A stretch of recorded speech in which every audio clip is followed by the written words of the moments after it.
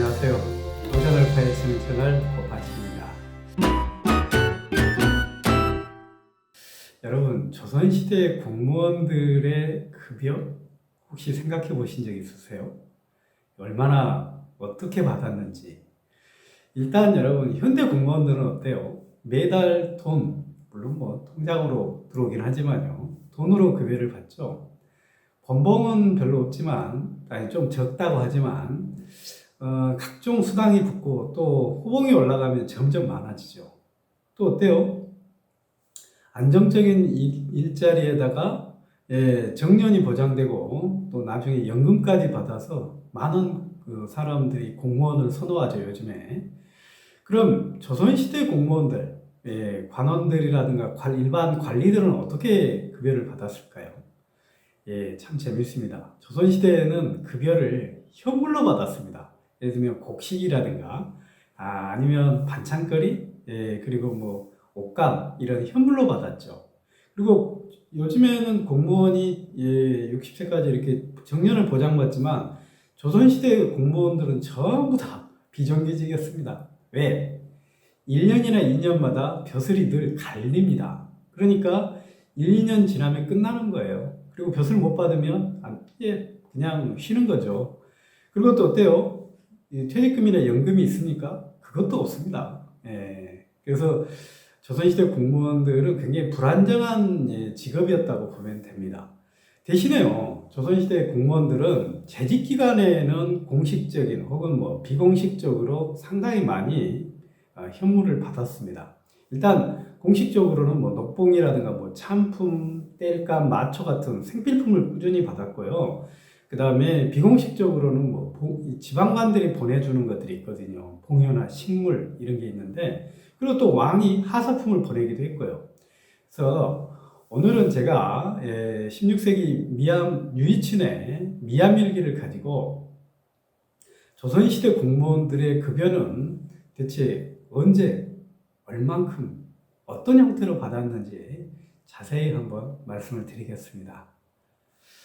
첫 번째요, 녹봉부터 한번 보겠습니다. 공식적으로 녹봉을 받거든요. 녹봉은요, 조선 전기만 해도 1월, 4월, 7월, 10월 이렇게 분기별로 받았었습니다. 1년에 4번 받았던 거죠. 조선 후기가 되면 이제 숙종대부터는요, 매달 이제 그야말로 월급을 받게 됩니다. 녹봉은 어떻게 받냐면요, 집안의 노비들이 녹패라는 게 있어요. 녹패는 보면은 그 사람의 직위와 그리고 또 그 과거 급제 논도가 이렇게 쓰여져 있거든요. 그 녹패를 가지고 지금의 그 한강변 마포, 지금 마포 있잖아요. 거기에 광흥창이라고 하는 그 창고가 있는데, 거기에 가서 녹패를 주면은 그런 어떤 녹봉을 지급해 주는 겁니다. 그렇게 해서 녹봉을 받아오는데요. 녹봉은 품계에 따라서 지급되는 양이 이제 달랐겠죠. 그리고 또 중국 사신이 온다거나 나라에 흉년이 들면 녹봉이 좀 감해지기도 했습니다. 제가 그 실제적인 녹봉을 받는 모습을요, 미암이 1573년 4월 7일 날 받은 그 녹봉 명세서를 한번 여러분들에게 공개해 보겠습니다. 미암 일기 안에 있는 내용입니다. 실제입니다. 노비 멍군과 옥석이 광흥창에서 녹봉을 받아왔다.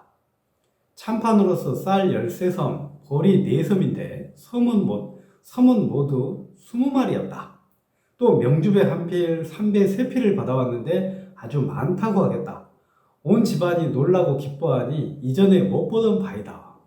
상당히 많죠. 이 당시의 미암은 종이품 당상반이었습니다.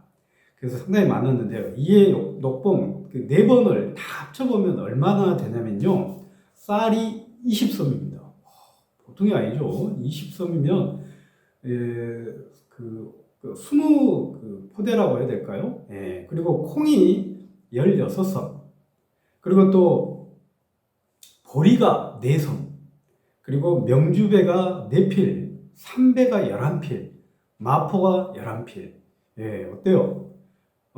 양식과 의복에 관한 옷감들을 보내줬다는 걸, 받았다는 걸 알 수 있죠. 두 번째는 뭐냐면 참품입니다. 쉽게 얘기하면 반찬거리예요. 이 참품도 이 미암이 다니고 있는 그런 어떤 부서에서 매달 이렇게 갖다 줬는데요. 이 찬품들은 지금은 냉장고가 있거나 이게 진공 포장을 하면 썩지는 않지만 예전에는 그런 게 없잖아요. 그러다 보니까 다들 말리거나 소금에 절여서 썩지 않도록 해서 이제 보내줬는데요. 이 찬품을 받을 때마다 미암은 또 굉장히 좋아합니다. 그래서 궁궐을 향해서 이렇게 절을 올린다거나 가져온 사람들한테 선물을 주기도 하면서 기쁨을 표했죠. 예, 그것도 한번 제가 하나 실제 사례를 한번 보여드릴게요. 1568년 8월 2일입니다. 홍문관의 관리가 매달 초하루에 임금이 내려주신 물건을 가지고 왔는데 말린 노루 한 마리, 말린 꿩 4마리, 말린 대구 4마리, 말린 큰 새우 4두룸. 4두룸은요, 한 두룸이 보통 80마리예요. 그리고 젖 항아리이다. 젖 한 항아리이다. 한없이 감사해요. 절을 올렸다. 이렇게 기록을 해놨습니다.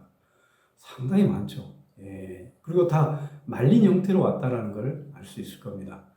그래서 이렇게 양식과 반찬거리를 했다면 또 하나, 땔감하고 마초. 땔감은 뭡니까? 우리가 요리를 하기 위해서도 연료가 필요하고 또 겨울 같으면 이제 어때요? 난방용 땔감도 있어야 되겠죠. 그리고 마초는 뭐예요? 말 먹이를 말하는 거거든요. 왜냐하면 그 당시에는 말을 타고 출퇴근을 했잖아요. 요즘에 승용차라고 생각하면 돼요. 그러니까 마초는 승용차의 연료라고 생각하면 된다는 겁니다. 연료도 지급해 주는 겁니다. 그래서 이런 것들은 보통 서울 근교에 있는 능을 지키는 참범들이 수시로 갖다 보내줘요. 그러다 보니까 일기에 빠뜨린 적이 많아요. 제가 하나만 읽어드리면요. 1568년 1월 29일 헌능 참봉 김가빈이 땔감 나무 4동과 숯 한 섬을 보내왔다. 이런 식으로 계속 적어 놓습니다. 그래서 이렇게 녹봉을 받았다면 녹봉 이외에 그 밖에도 여러 이제 부수입이 따라오는데 지방관들이 뭡니까? 봉여라는 게 있어요. 그게 뭐냐면요. 각 지방관들이 임금한테 진상하고 남은 물건들을 이제 조정의 그런 어떤 관리들한테 보내주는 건데요. 품계가 높은 관리들이겠죠. 요즘으로 쉽게 얘기하면 좀 뇌물 비슷하다고 생각하시면 될 것 같아요. 그것들을 보내주는데 그 형태도 굉장히 다양해요. 말린 뭐 고기나 생선 같은 반찬거리라든가 뭐 쌀이나 콩 같은 식량 또는 뭐 부채나 종이, 배 같은 뭐 고가의 물건까지 다양하게 보내줍니다. 거기에다 또 한 가지가 있어요. 식물이라는 게 있습니다. 식물이 뭐냐면요. 이 각 지방관들이 주로 이제 식물은 미암이 이제 서울에 있지 않고 자기 고향으로 내려갔을 때 그 고향의 주변에 지방관들이 이 미암한테 여러 가지를 갖다 주는 걸 말하는데요. 보통 보면은 그 지방관들 예를 들면 전라도 그러면 전라감사라든가 그 지방 뭐 광주 목사, 담양 부사 이런 사람들이 매일같이 그리고 또 하루에도 뭐 끊임없이 양식이나 뭐 반찬거리, 뭐 살림 도구 같은 거를 많이 갖다 줍니다.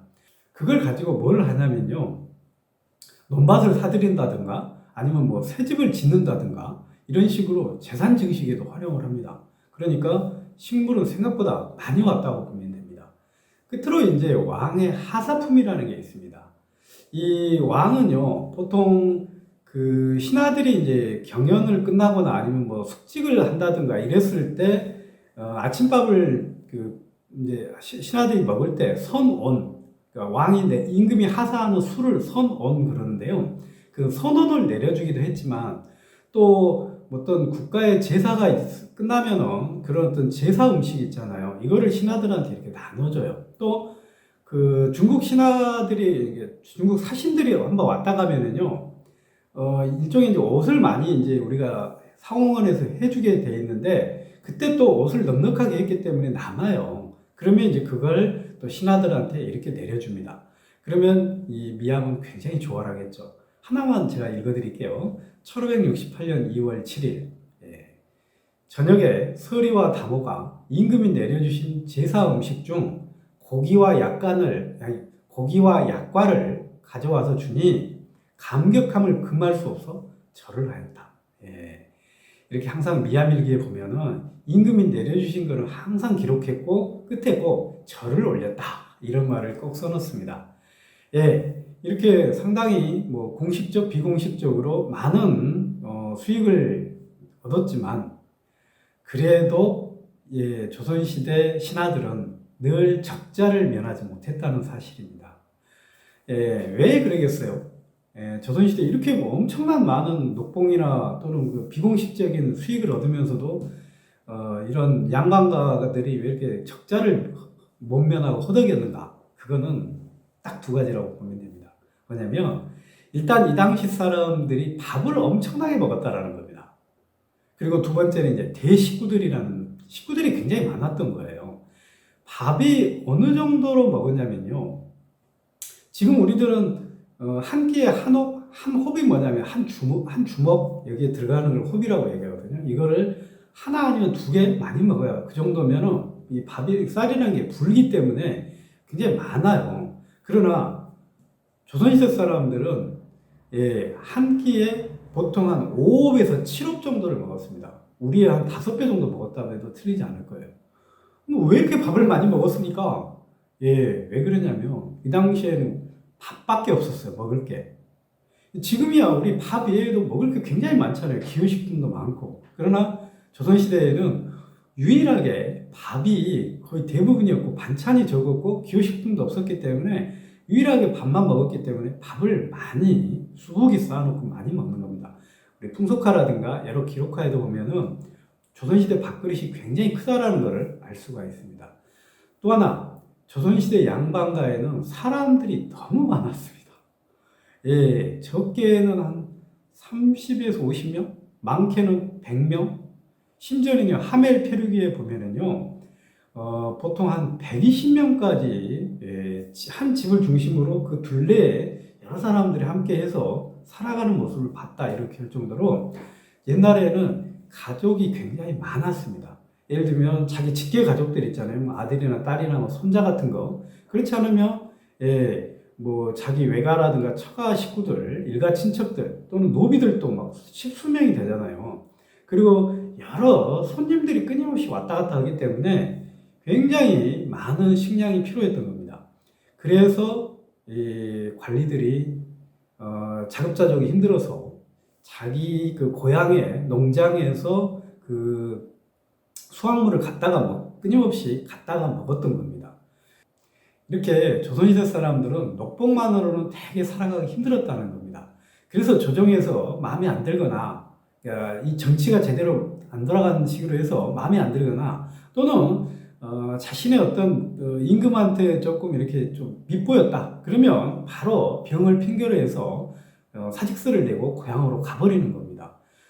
지금하고 달리 신하들이 언제든지 고향으로 내려가려고 했었던 겁니다. 그게 바로 녹봉만으로는 살 수가 없었기 때문에 그랬던 겁니다. 예, 여러분 오늘 조선시대 공무원들의 급여에 대해서 봤는데요. 어떻습니까? 급여가 전부 다 현물로 받았다라는 거. 예, 재밌죠? 일일이 다 먹거리들을 그리고 공식적으로는 상당히 많이 있었는데 예를 들면 뭐 녹봉이나 참품, 땔감이나 마초 같은 생필품을 꾸준히 받았고 비공식적으로도 여러 지방관들이 이렇게 봉여라든가 식물이라든가 또는 뭐 왕이 하사품을 내린다든가 이렇게 많이 받긴 했는데 중요한 거는 워낙 그 당시에는 밥을 많이 먹었고 또 식구들이 많았기 때문에 녹봉만으로는 가족을 부양할 수가 없어서 양반 사대부들이 조정에서 무슨 일이 있으면 바로 사직서를 내고 내려가려고 했다라는 것 그런 조선의 공무원들의 급여 풍속이었었습니다. 예, 여기서 마치겠습니다. 고맙습니다.